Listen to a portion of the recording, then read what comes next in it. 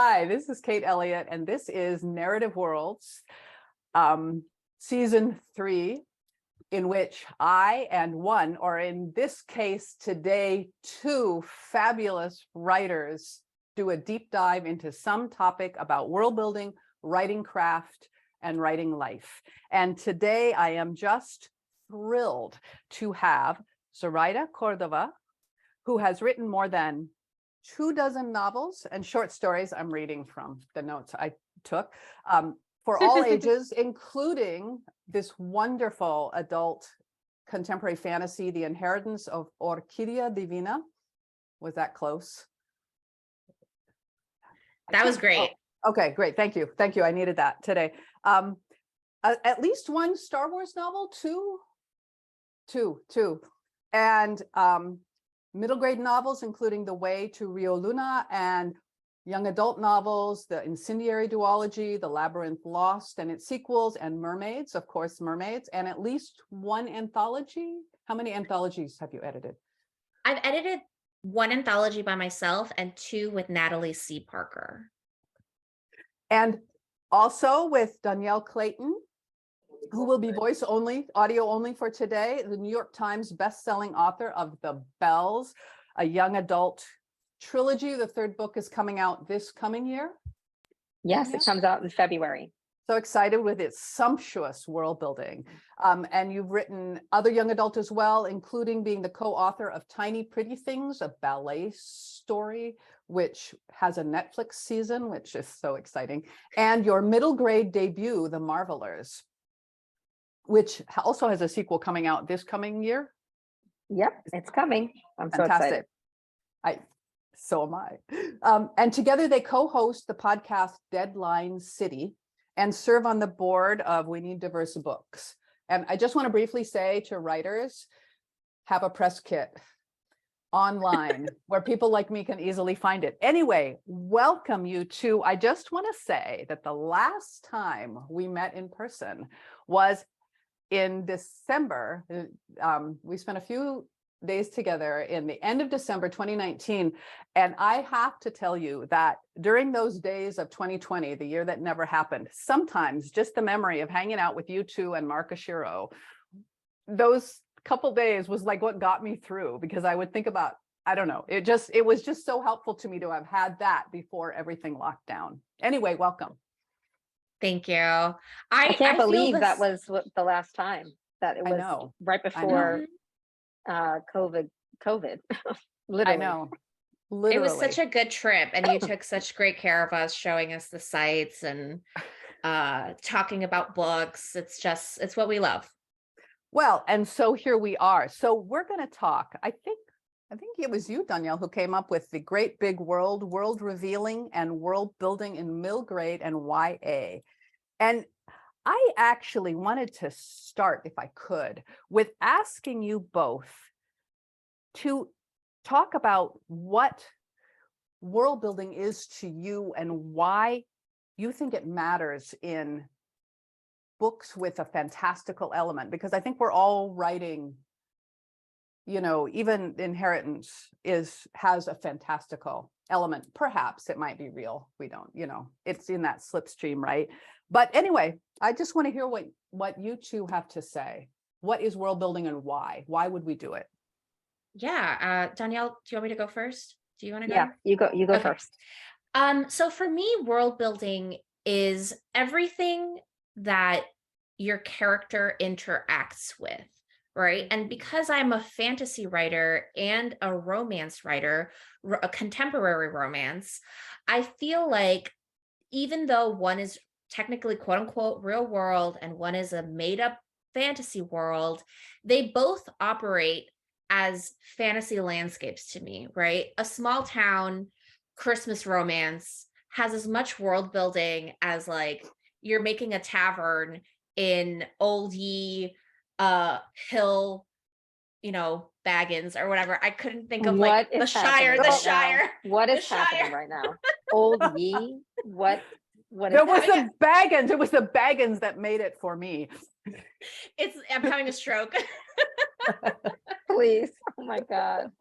But so Oh, like, boy. right, there's like the way there are rules and structures to a contemporary world, and there's rules and structure to a fantasy world, because the difference between real life and fiction is that fiction has to make sense, right? And have to operate by a certain level of rules. And so all of that things like what my character believes in, how they get dressed, how they interact with their family, the things that they cook, the way that they get their food, all of that makes for the world building for me. And I would say also there's like world revealing. It's like, what are we deciding as the puppet masters, as the people who create, what we're going to reveal about the world, what we're going to reveal, how our character interacts with what we've revealed. All of that creates a story engine. And so that's why world revealing and world building are so important, because if those things aren't solid, then I don't believe you. So I go into fantasy worlds and I say, that's the first question I ask is, do I believe you? Do I believe this? And if I don't believe you, you haven't done your world building, your world revealing well enough and thought through all of it. I love, yes, I completely agree with both these answers. And one of the things that interests me most is when people think that contemporary or modern or historical isn't world building because it's set in quote unquote the real world, but people are already making choices, just as you said, right? People are making choices about what is important, what is being revealed, what do they decide is important enough to be revealed. Those are all world building choices. So if we can only have an Ernest Hemingway story in which men do things and women are obnoxious and problematic for the men, those are world building choices. Completely. And then we see how the absence of those women and the absence of even thoughts of them create a certain type of society, which then lends to a certain type of thematic content. So all of it builds together.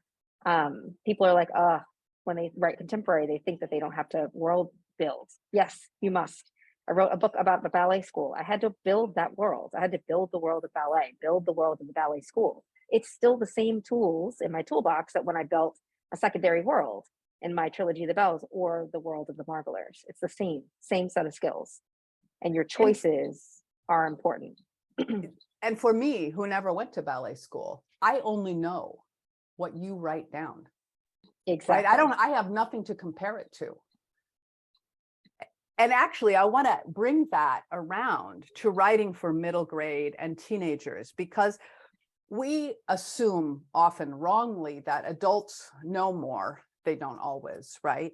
But we know that children are still learning. So what is it about world revealing and world building for younger readers that I want to say, in a way, maybe is a greater responsibility, but also asks for maybe different tools and maybe a different approach? And I just would like you to go to town on this at whatever depth you can, because I've only written one YA trilogy, and I wrote it very clearly out of coming from adult and having to adapt what I did in writing adult fantasy to writing YA. And I never felt like I really quite got it.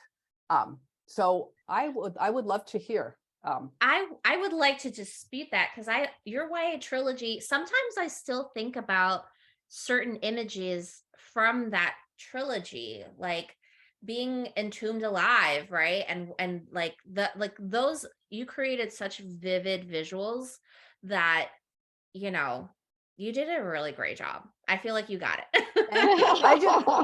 My editors were always like, this is a really nice 3-page description. Can you cut it down to 1 line now? Yes. Because that I couldn't. Sounds like it. Yeah. And so it was useful for me. But it was. Yeah. Because I mean, for me, going from YA to adult, and The Inheritance of Rokita Davina was my first adult novel in the fantasy space, like, because I do think of it as a contemporary fantasy. But I had the opposite problem where my editor was like, well, can we linger here? And I'm like, what are you talking about? We have to cut for pacing. Oh, yes. Cut for pacing. That is the trauma wound that we carry in of YA, young adult and children's books. Yeah. Mm-hmm. Yeah. But so for me, I think in YA and children's books, the way that I look at the world building is, who was I at as a reader at that time period, right? So who is teenage Zoraida? What did I pay attention to? And so I feel like I look specifically at that. My YA series, the Hollow Crown, which is a Spanish Iberian inspired fantasy, that that was my biggest book to date because it's pretty long, but I felt like I needed to explain how the magic of the sensory magic, right? People in this world can steal memories, they can create illusions, and so I had to layer all of that. And that's sort of how I started thinking like, okay, maybe I can write adult because adult takes its time in a different way. But I'm curious to hear what Dhonielle thinks. Yeah, I'm having the opposite problem too, trying to write an adult book. I'm like, oh, this is different. I have to break my muscle. I have to realize that like when you're writing about someone who is not 16 or is not 11, they have a lot more lived experience with which to pull from as they're making choices when they're encountering world building, right? I had to make some different kinds of, thoughts and feelings and all of that stuff. But what I think it comes down to is I only use enough world building for what the age of my protagonist, what they need to know, what they need to see. Because when you're working developmentally with young people, like there's a kind of tunnel vision that happens. And so I give them the need to know. Versus an adult, I feel like I can tell the adult reader the world. I can linger, I can fatten. And so you just have to be cognizant of what that reader is going to be encountering in the world that they can easily understand and not pull them out, right? And pull them out of the world. Versus an adult, they can chew on a little bit more fat, I think, and keep going through the meal of the book. But with the young reader, you have to make sure that you're feeding them at the pace with which they can understand and build in that world. So it's about, for me, I focus on word choice. I focus on sort of like what are the analogs that are easily digestible to that age group, right? So because some of these analogs that sometimes we use in science fiction and fantasy might be too big for that younger reader. And so yeah, I love the food analog. That works perfectly for me. Also, this is one of the things that's the most striking to me. Adults come in with more assumptions, right? And more unexamined assumptions. Well, this isn't how it was, they think, even though maybe it was how it was. And younger readers are coming, I think, often coming into reading with fewer assumptions. And they're more, in a way, more open.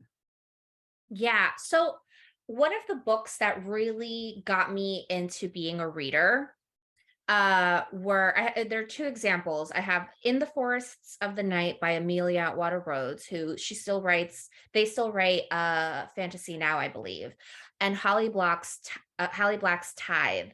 And I remember reading those books and thinking, you can do that, you can say this. Specifically, Amelia Atwater Rhodes' book, it was about a girl who got turned into a vampire, and 400 years later she's going to face the vampire who turned her, and now she is the strongest vampire, right? And so I believed I could believe myself being this teenage character. And rereading the book as an adult, it felt I wanted more because it was 190 pages in a mass market format, and I'm like, oh, I reread that in an hour, right? Wow. But as a teenager, I was like, this book is so long, this is the best book ever. And so I didn't even start thinking about something like that until I became a writer, and how the format and the length of a book was an entry point for me as a young adult reader. Because if I saw a book that was like this big, I wouldn't have been into it. And it's hard to create fantasy, I think, a fantasy novel that's that short, but then now we have novellas and short stories that do feed the fantasy reader as well. And you have to world build in such short amount of time. So that's, as a writer, I feel like it's always a good challenge. Dhonielle, you got anything? No, I kept thinking about your example, Zoraida, and sort of like I was the kid that was reading 400 or 500 page tomes. I was like taking Anne Rice from my dad's, you know what I mean, from his shelf and reading The Naughty. Hobbit. Yeah. Yeah, I was, because I was looking to live in spaces and worlds that books at the time weren't giving me enough meat. So I sort of skipped over YA and went straight into headfirst into Isaac Asimov and Tolkien and Anne Rice, and because I was looking for more meat on the bone. I was just looking for more world building, I think, as a young reader. And now I'm trying to find the balance, because I can write you a middle grade that's 125,000 words, which is shouldn't be. I shouldn't be writing that. It should be 60 to 70,000. But I love worlds, and I love revealing that world and getting into all of the politics. And so I'm learning as a writer that I can do all of those world revealing things and put them in a notebook, and then put in 30% of the world that I have concepted, because that's all it needs to tell the story. And if I have a series, then I can give 30% more, a little bit more in each book until I get all the way to all of it. But that was a skill I had to develop, because I like to stuff. Can you talk a little bit, because this is a skill I've been writing for 30 years, right? And I'm still struggling with not putting in 60 or 70 or 80%. Can you talk about how you developed that skill to say, this is the 30%, only 30%, and which 30% am I going to choose? Okay, so I can talk about, for example, for my latest book, The Marvelers, what I did was I wrote out everything about the world, from its politics, its government, to sort of where things are. I laid out all of the rules of the magic. Where is the conflict coming from?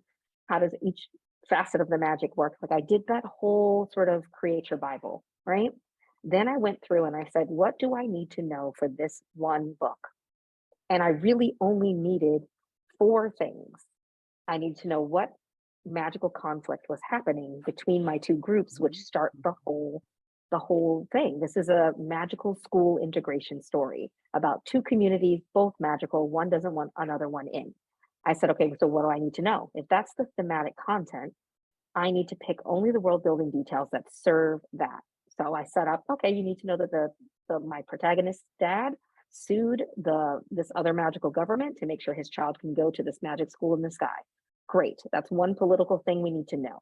I needed to know what made the magic systems different. So that was another set of things that I needed to explore. And then I needed to figure out sort of how and why is my character a disruptor in this other magical environment? Yeah. And those are the only 3 things I focused on for the book. I have a document, I have a huge notebook that is stuffed with thousands and thousands of things. I only needed those 3 in terms of world building. All of it serves those 3 things, those 3 pillars, I think. And I think that's how I did it, if I'm looking back. And I cried my way through. Yeah, no, but the book feels so rich. It doesn't read as if you left a lot out, right? It reads like there's the right amount there. And that's to me a real skill to learn. It also reminds me of something Tessa Gratton said once on a panel that I was on with her. And she also said, I pick 3 things to focus on when I'm dealing with a new world. She was talking, I think, about the Queens of Iceland. The Viking alternate history. Oh, yes. Yeah. Sitting over. Yes. Oh my God. Her gods, their god Asgard, like her. Yeah. And it was like, it's not that the world isn't bigger, but there's like 3 pillars. I think those were the exact words. You know, one was the architecture, one was, I don't know, the gods, and one was something else. I can't remember now, but it struck me that that's about what people can absorb, right? Exactly. And I worship at the school of Tessa Gratton. So like, I probably learned how to articulate myself about what I do from listening to her talk, because her worlds are so rich, and they are icebergs. Yes. They are icebergs, and that's what I love Yes. about her writing. And that's what I want to do. I want you to see the tip of the iceberg and be curious about what is underneath the water, which means you'll stick with me for the series because you're so invested in going deeper. And I think that's what a master world builder does. Gives you just enough to make you addicted. But if they give you too much, then you're overfed, right? And you're overwhelmed too much. You don't want to go forward. But it And took you 8 also, drafts. yeah, 8 drafts. Start to finish, 8 drafts. Yeah. To get it right. Also, you talked about the third pillar in your example was not, what's the architecture like or but why is this character the disruptor, which is also a form of world building. People don't necessarily think of it because I think in adult SNF, world building is often considered like the stage set, right? Or the landscape, but who people are and how they fit in is also part of that landscape. Absolutely. I don't know why it's not world building, because it is world building. Yeah, I'm putting my character in to reveal the world and to become a catalyst for story, but the heart of the engine that disrupts the environment and the world that I've built, or the magic system that I've built, or otherwise, why am I here? Right? Like, why am I reading this book if I'm not looking to disrupt and to create an earthquake in the new world that I've built? Yeah, and I think that's always the start of the story, is like something has either been done to this character, or this character is doing something that is now going to have to change either the landscape, the character, the people that they interact with, because I feel like the entire novel is the cycle of change. It's like moving a character and they have to grow. I'm trying to think of novels where the character doesn't grow at the end. That isn't like Catcher in the Rye. But that's a different, but not growing is the yeah. It's not the change, but not growing is the point. If some right. Yeah. And change doesn't have to be, I always like to remind myself, because I just wrote an on-spec thing because I needed to do something for myself. At romantic fantasy that was unbelievably long. Ooh, really? Oh yeah. I wrote 240,000 words in 6 months this year because I had to refresh my belief that I love writing, and it did. And it's a small cast, but anyway, the main character is not a social disruptor because she can't be. She's a very minor person in this empire. But it's just that reminder that change can mean disruption on a large scale. It can mean disruption on a medium scale, or it can just mean that someone survives, or that someone, gets someone to safety, or decides that they want to be an engineer instead of a doctor, or something, or a ditch digger. It can be small is as important as big. Yes. And it can mean they're just watching, right? They're watching the cracks appear in your world. Can be so many things. I love big disruptive stories, but not every story has to be a big disruptive story. That's what I just like to remind people when they're writing. The apocalypse is happening in every book. Yes. And will I get a date to the prom? Right. So actually, one of the things that I thought about reading, because I read in preparation for this, I read both your middle grades. And one of the things, yes. And one of the things, or the love, just wonderful books. And I don't read a lot of middle grade, but one of the things that struck me, and it made me think about being a parent too, is one of the differences for me with middle grade versus young adult is I feel like that middle grade can actually have more world building. I mean, like world building, because I feel like kids at that age, like the 8 to 12 age, they're discovering the world. They're like, whoa, there's a world outside this house I'm living in, right? And my little routine. And so they're like discovering the world, and it's cool. And it's not that the teen life is smaller. It isn't, but their focus changes. And I feel like teenagers are like, okay, there's this big world out here, but how do I fit into it? And that changes the focus. So it seems like they're self-absorbed, but it's not really. It's just they're trying to figure out how they fit in and who they are. And can you talk about how you each, because you've both written middle grade and young adult, and how you deal with those differences in how you have world revealed and world built your different series? You want to go first, Dee, or? Yeah, I could go first. So my latest middle grade is Valentina Salazar is not a monster hunter. And that was like my homage to Supernatural. And so you have kids except instead of being monster hunters, they're monster protectors. And so it was sort of this unraveling of, okay, this girl's in detention. She's in detention because she set a tree on fire. She set a tree on fire because she was chasing a flaming squirrel. Nobody believes that there's a flaming squirrel, of course, because who believes in magical creatures? And so you sort of slowly, I feel like we start to see that, oh, this is a magical world. There are magical animals, magical cryptids or whatever. And then we start to learn the rules. Okay, she's a protector. Who are their enemies? The hunters. One of her siblings has become a hunter. How does this affect her family? And so I usually go by asking myself these questions and understanding what my character wants, but not just what they want, but specifically why they want this thing. So Valentina wants to go and rescue this rare egg that has appeared on a YouTube type of channel. And she's like, well, it's our job, it's our duty to save it. But what she's actually trying to do is trying to get her family back together, right? By like doing the thing that they used to do in the past and they don't do it anymore. Of course, told through a very sarcastic 11-and-a-half-year-old girl. So I think I approach it in a way of trying to figure out what the emotional arc is that is linked to the actual story.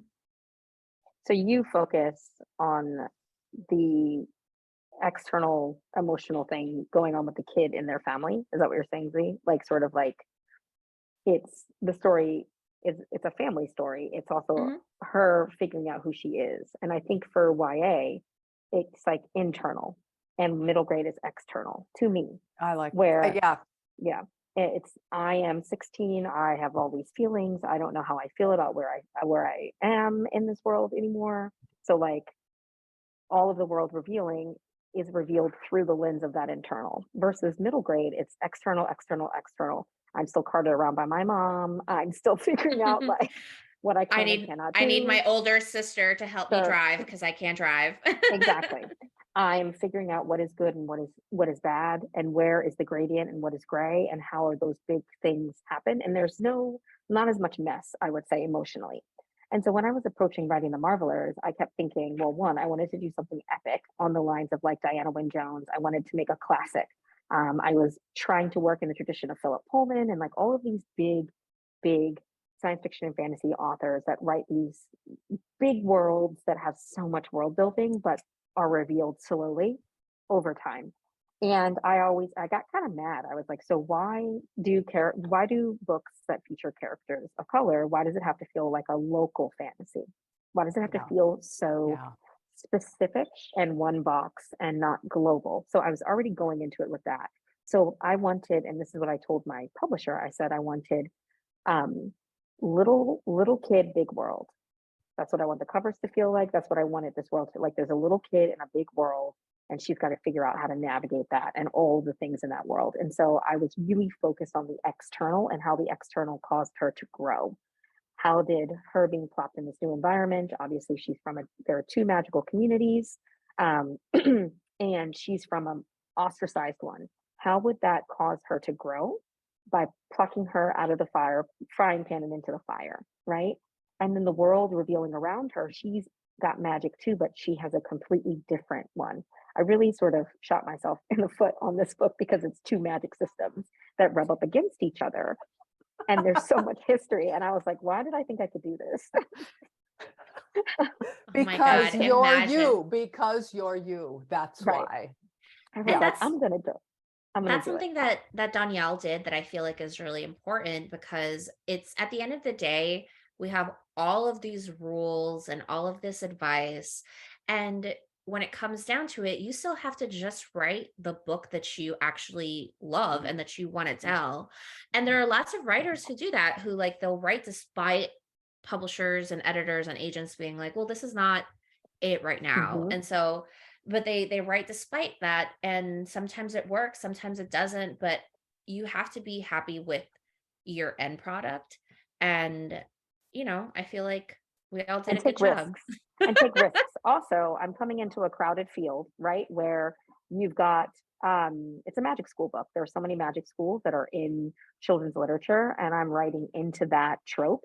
And that trope has a huge titan in it that sucks all the air out of the room. And so I had to do something different. I wanted to have a different conversation. I Yeah. wanted to have a conversation about two magical communities versus the magic and the non-magic, to also have a different conversation. So that means that my world building had to reflect itself differently. It had to give readers what they like, and kid readers like a particular thing, one foot in the old and one foot in the new. But I had to remix my ingredients and take a different way, because when you add culture and community and heroes that are rooted in culture and community, your product, your end product is different.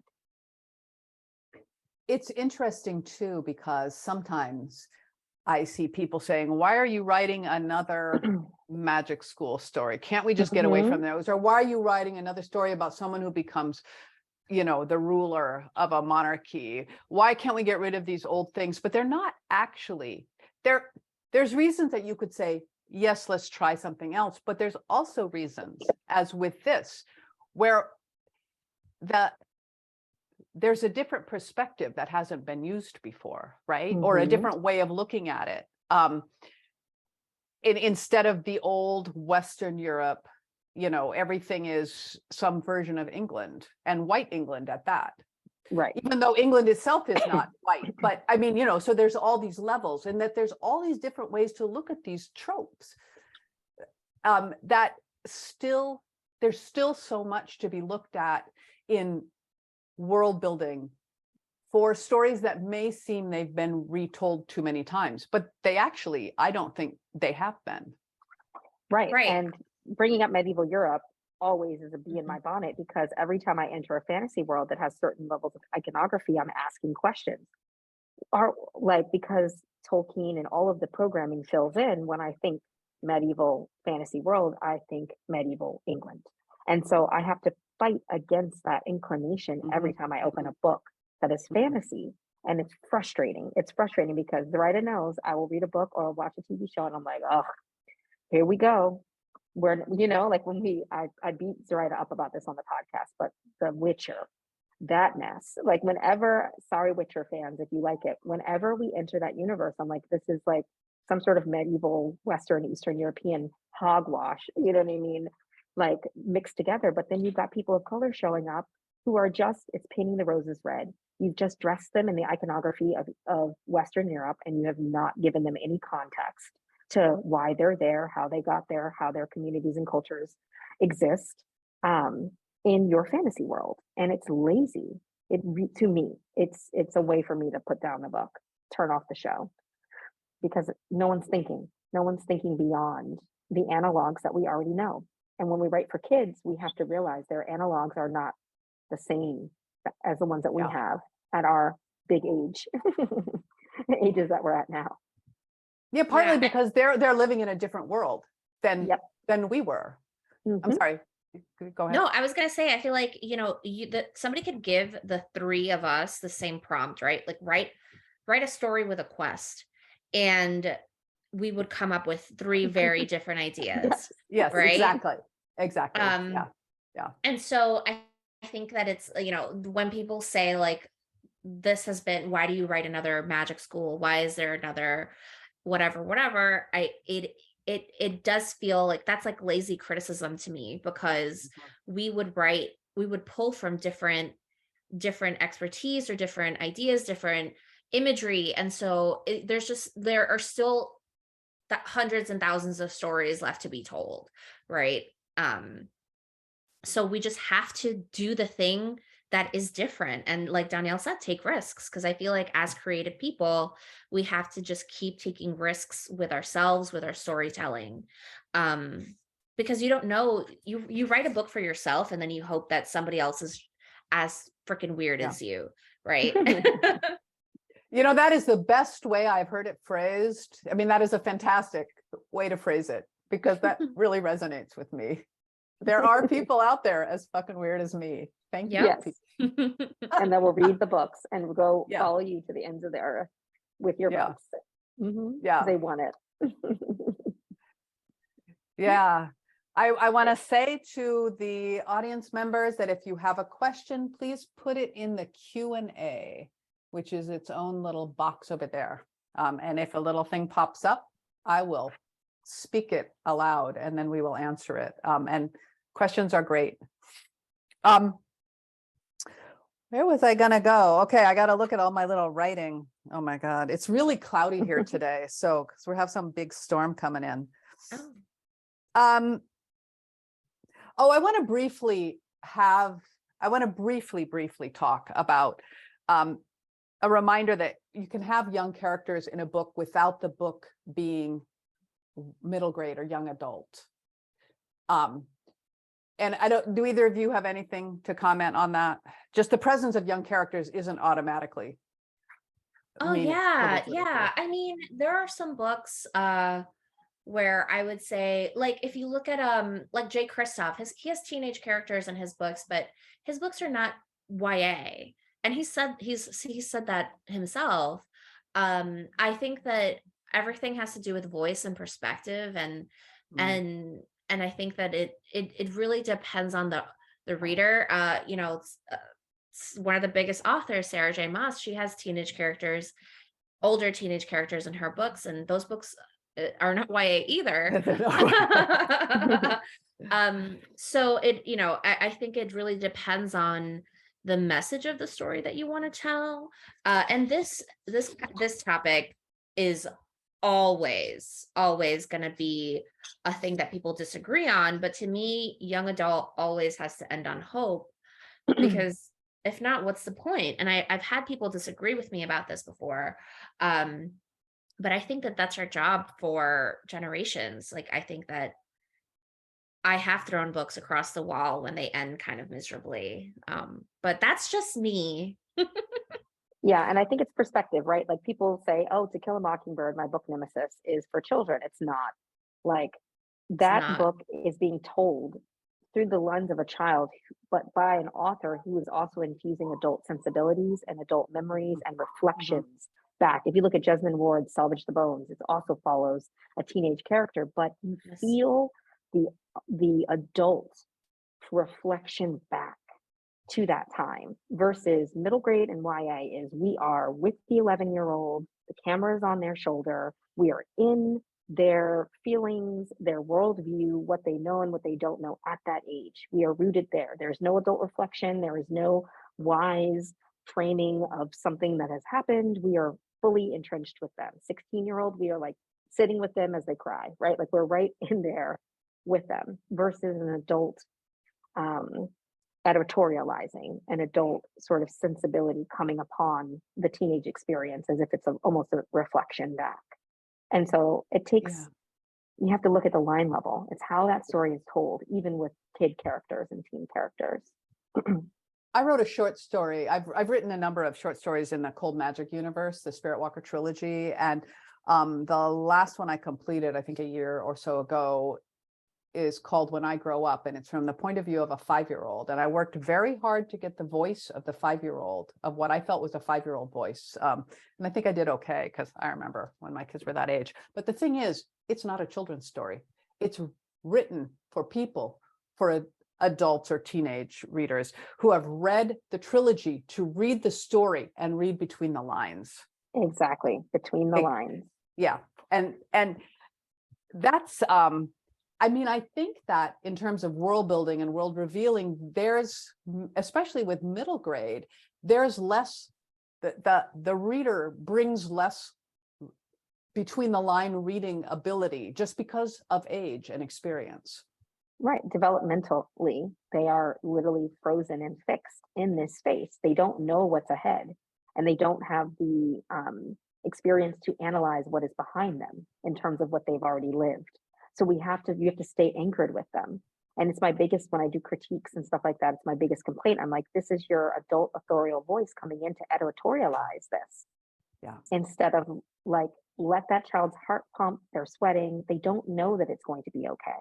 So don't lie. Don't bring in that adult voice, because that's not what this, if you're writing for middle grade, that's what you're doing. You're sticking with them with their limitations. One of the things I noticed also about middle grade and these two books that I read is that I feel like that the familiar rhythms of daily life, and you talked about this at the beginning, see, right? The familiar rhythms of daily life are part of how the reader is brought in. I have to get up. I have to go to class. Most kids know these things. I'm going to eat my breakfast. Someone will, tell me I shouldn't run in the hallway. These are all, so it's those familiar things are how the world gets revealed.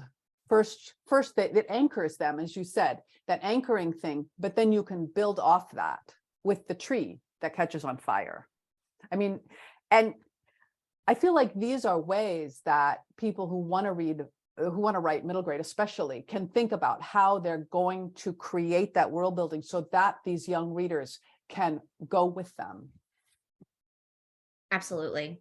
And you have to use the familiar to layer the fantastic, right? For this age group. So yeah, if you grew up in a magical family, I want to know what's different about your breakfast, because every kid's hopefully having breakfast somewhere, right? Like we use these familiar light, milestones in order to slip in what is different about the character you're going to be following and what is different about their world. And that takes a lot of clever understanding of what it means to be 10 and 11 as well. Yeah, as, what they see and what they do. I think that as foreign as sci-fi worlds are and fantasy worlds are in the beginning, before we get entrenched into them, we all still do really similar things, right? Like all the things that you just said, Kate, we can still do that in a secondary fantasy or sci-fi world. And I think about moments when I write for Star Wars, my characters still have to eat. They might be eating blue noodles and some weird animal and green milk, but they still have to do all the same steps that we do in order to have this meal put together, right? So the things that very much make us human, or in Star Wars case, like aliens with human culture, they still have to happen, right? And I still have to know the history of this planet before I write about characters set on this planet. Yeah, it's funny to me because there's a certain kind of science fiction which which likes to call itself the literature of ideas. It's science fantasy. It's important, because they don't often, these stories don't deal with daily life, because daily life is seen as something that those other people do who aren't important enough to write stories about. But I think that every young adult and middle grade that I've read has been very entrenched in daily life because of its familiarity and because of this idea is that you use the familiar as the foundational stone, as the stepping stone, as the ladder to build the fantastic. Mm-hmm. And I think it helps readers ease them into falling in love with the world, because they want their familiar to turn into fantastic, like their favorite character, right? Yeah. They want to learn that they've become a demigod, right? Like that their dad is Poseidon. Or that they can be a belle. That they could be a belle. And make magical things. Okay. And eat all that food. I still cannot get over. I would like those descriptions of food. Oh my gosh. I did eat a lot writing that book. I have to try this to see how it would be. Exactly. It's called research. Yeah. So actually, which reminds me, I want to address something else, which is that talk a little bit about the mistake some writers make in thinking that young readers are, I want to use the phrase stupid, but that's not what I mean. You know what I mean? Mm-hmm. That young readers, that in fact, I think young readers of all ages are very, very smart. Can you talk about that as a mistake writers make and how they can think about it so that they don't make the mistake? I think about this all the time, and I think about it as disrespect for genre and age group. Specifically, there are people who will writers who are foolishly think like, oh, this is easy. Writing romance is easy. Writing YA is easy. Therefore, I am going to take 7 tropes and make a book. And I feel like without people who come into a genre or an age group believing that, just have a failure, not just like a failure of imagination, but a failure of understanding their audience. And I think that you should never go into something disrespecting your audience. Like, I write young adult because I loved it, and I write adult romance because I loved it. And so I think that any other way feels really foolish to me. And you can tell, right? I feel like as a kid, you can suss out like if somebody means it. Like Dhonielle's question earlier, do I believe you? Yeah. And kids will follow you down the rabbit hole if you give them enough ingredients to make it enticing, like the kid reader. But if you make it, you know what I mean, a PSA, or if you don't wrap the medicine inside of the magic, they're going to put it down. So it means respecting that, like, they're here to be entertained. And I believe that my role as a storyteller is to both entertain and to impart truth, but entertainment is first and foremost. And so I'm here to tell a good story. And if you get a little medicine out of it, that's great. So it's like, hey, kids, that kind of language doesn't work. Like, literally get them started on the story and respect that they can understand. And remember, what you don't understand goes over your head. I remember reading adult books as a young person and not even remembering that there were certain elements to them because my brain was not ready to process them. So I went straight over them. Like reading V.C. Andrews and Flowers in the Attic, I was like, I didn't even remember half the stuff in that book because my brain was not ready for that. You're like, what is incest? Oh, exactly. I don't know what that word means. So I'm just going to keep reading. Right. And so it's just also, there's all this preconceived notion about what a story for children can look like. It can look like so many things. And I think being complicated in world building, people say that my world building in the Marvelers, oh, it's so complicated. Well, none of my kid readers are saying that. They know exactly what it means to be different. They know exactly what it's like to come from a community that is different and going to a new community. So it's about trusting that your reader gets the theme of your story and where you're starting. And I think that's the place where I anchor in. Can my kid wrap their minds around the fact that there are 2 groups that have a lot of history, and this new kid at school is so fundamentally different that people don't want her there? That kids can understand. Well, kids are learning the world all the time. I mean, one of the great things, speaking as a parent, one of the best parts of being a parent is watching year by year how they are learning what the world is and what it means. And then, of course, when they become teens, the more complicated issues of, who they are and how they work in it. But it's like they don't know. So kids, I think that adults in a way are more at risk of having closed down, right? Oh, I'm going to shut that door and that door. So I'm not going to believe that this is too much information. But kids are like, oh, right? I think we could trust children. Absolutely. They're like, squirrel. Great. I'm chasing that squirrel. I'm chasing that squirrel, that squirrel, that squirrel. And all of the bad reviews that I get, or the ones that reach out to me, are adults being like, why does it have to be a full school year? Why does it have to be 2 different groups? Why is there, you know what I mean? Like, why these things? And it's like, well, none of the kids that are sending me mail are complaining about any of this. They're like, can you put more animals in the book, please? Can the school year be longer? Because I like this school. See, like, it's one of those things where kids tell me what they want and I'm writing for them versus the adults that have so many opinions. Mm-mm-mm.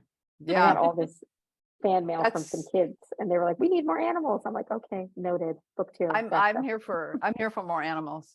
It's really interesting too, because of course we run in a system where a lot of the reviews are written by adults, so they're bringing that perspective and that judgment about what they think is right. And this idea, there are people who think that children's stories should be, this is a Victorian England idea, that they should be improving. Yes. But imparting right. truth is different. Imparting truth is different from being improving. Right. And I'm not here to improve the child. The child will improve as they live, right? Versus my story is literally there to give a little hope, a little chuckle, to entertain. And if they get something to chew on, right? Because in the world of the Marvelers, you get to follow a villain. And I did it on purpose because I wanted to have a conversation with young people about how villains are made and like what makes someone good and bad and who tells you why you should follow the rules and why you shouldn't. To have that conversation, which every kid is privy to. There are rules everywhere. And I think if they get something out of it, they get something out of it, or they can just be in love with the animals. that is okay as well. I think what I'm annoyed with adults when it comes to world building and it comes to like how they enter worlds that are meant for children is that they're always bringing up other books, right? They're always like, for me in particular, I have constantly had J.K. Rowling's fans bothering me. They're like, well, she already did this. No, she didn't. No, she didn't. She didn't even come close to it. Right. No. And so, and I'm allowed to play in, and there was the worst witch before her. So like, I'm so tired of people bringing a world that is oversaturated in popular culture and putting mine up against it as a way to invalidate the world that I've built. That's the part that I have no patience for with adult reviewers. It is interesting, that comparison, because they're not able to see that often. Again, younger readers, in a way, come into a book. I think each book feels more new. As a reader, when I was young, I wasn't constantly comparing books. I was just saying, oh, look, a book, and I would read it. Okay. Oh, look, a book, and then I would read it. It was only as I got older that I began to think that it was important to make comparisons, or that I began to make comparisons. But kids just absorb, right? They absorb. Right. And then, they're not writing essays in comparative literature. Right. Not yet. It's like curriculum wise, they get to that place where they have to compare books. But before, each book is a new adventure. It's a new palette, a new template, a new everything. And so I'm just tired of the boy wizard, and I'm tired of the comparisons because it's so fundamentally different that I can't even, it's so frustrating to me. I'm like, please leave me be. Go keep reading those books over and over again. Leave me over here. Well, and school stories have been around for a long time in many different contexts. And that's kind of the beauty of them, but also the challenge of them. But to pick one as they do, as the boy wizard readers do, in all the other contexts that's going with that is a political choice, regardless. Absolutely. So it's like picking Tolkien and saying we shall measure every single secondary world, fantasy of a certain type to Tolkien. And it's like, please. And I will say right now, I write fantasy today because I imprinted on Tolkien when I was 13, but I don't compare everything to Tolkien because Tolkien did his own thing. He did his own thing, his own way. And it, that's, all the other, if you put someone who's lost their kingdom and have to come back and get it, that's not, it's not, there's not like one place that it started. It's like it started in many places. And and I imprinted on him too. I was obsessed. And then I was like, then I fell out of love with him because I couldn't find myself. But then I was like, how would I write something like this? Right. So The Hobbit was the first book that I read in the 6th grade from my dad. And I was like, oh, I'm hooked. Like, give me more. Fill this into my veins. You know what I mean? Like, so it ignited a love of reading, but I'm just tired of being held to his standard. It's just about sucking the air out of the room. There's just so like, I'm like, this is too much space. It's like every elf is not the elf from his world. And that's Vampire the Academy. Oh God, Zoraida, please. Look, a school story. Please. That was my first school story. I didn't read Harry Potter until later in high school. So somebody in the chat says, I think the first school story I remember was The Little Broomstick by Mary Stewart. And so my first school story was, I'm pretty sure, Vampire Academy, because I was reading those books, or at least a vampire books. back in the early aughts. Yeah, because you're the baby on this call. Because I'm like, what is happening? And we won't even talk about, I mean, there were school stories, but they were all English, and Yeah, British. I didn't read them because I didn't have access to them. I think my first one was Same. Diana Wynne Jones. The first Yes. classic fantastical school story was Charmed Life. Oh, I didn't know that. Yes, yeah. Well, that was I one of my read, first that two. I read, which I really loved. But we are coming to the end of the hour. I want to ask what you want to say. Kind of, I'm going to make you make a little closing statement, and it can be pithy or it can be entertaining, or you can just say, no, I'm not going to say anything. Oh, about world building? Oh, about About anything? world building, about this panel, about anything. It can be about Dhonielle, you go anything. first because No, you go first. You go you're first. okay. Fine, you're more eloquent than me. I think that when you're faced with creating a world, if for the very first time, I feel like it's always going to be your echo of the things that you love. But when you keep toiling that story soil, I feel like you learn to discover what actually is you, versus the things that you grew up reading and the things that you love in other books. And then it'll just be, so eventually you wind up with the story that you want to tell. And so I feel like just write whatever is going to come out, and then slowly you get to build and restructure and refine until it's just your voice distilled. I guess mine would be, Perfect, I agree with all of those things.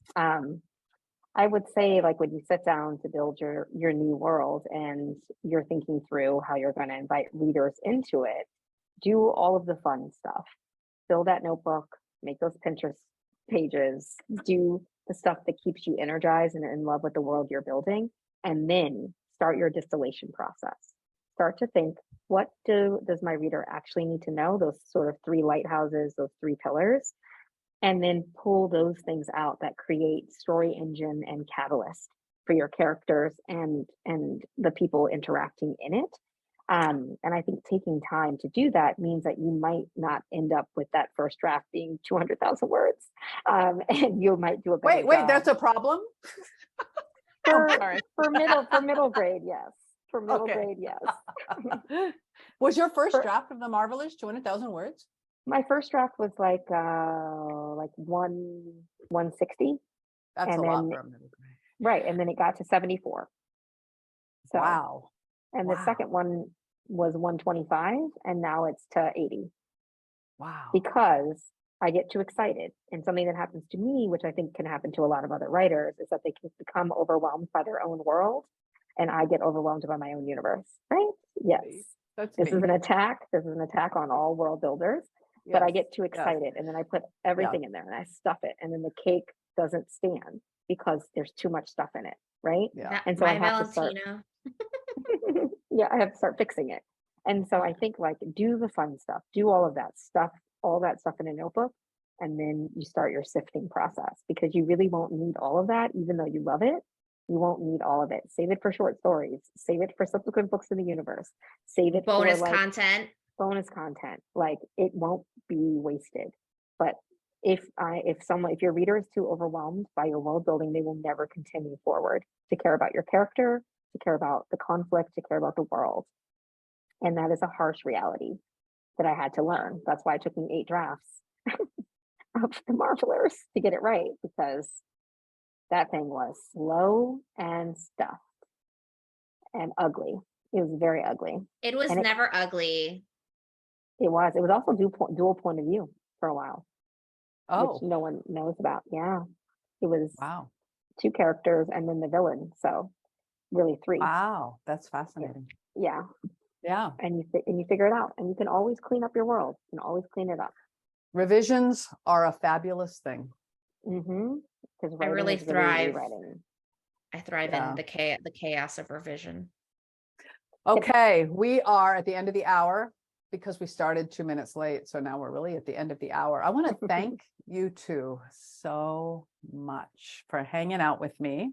Always, Um, anytime. And soon again in person, I hope. Oh, we're wanna- coming your way. We're going to make sure. Oh, email We're going to me. make sure. Oh, We yeah, will. I'm ready. Oh, we I'm will. ready. And hold on, my brain just halted because I got so excited. I want to thank SFWA as always for providing this platform and the Nebula Conference platform. I want to thank Nathan Lucas, the tech person who's hanging out behind that screen, who's been helping all this time, and CJ Levin, who's done some of the others. And I want to thank all of you who are here today. And those of you who are watching on YouTube when this gets posted later. For those who are here, there is a writing thing that started now with Felicia Martinez, and we will see you next month for Shannon Chakraborty, where we're going to talk about all the things you could stuff into your world building. Oh, dear. Oh, dear. yeah. Oh, yeah. So, and that'll be, oh, dear, it's in January, the 3rd Sunday of January, whatever that is. Hold on. I can't wait to watch that one. The 'cause 15th. Yeah. Yeah. You I adult love it. authors get so much more space to stuff than we do. I know. And I love it. Okay. So we're going to Okay. do a 5-second silence Okay. and thank you all.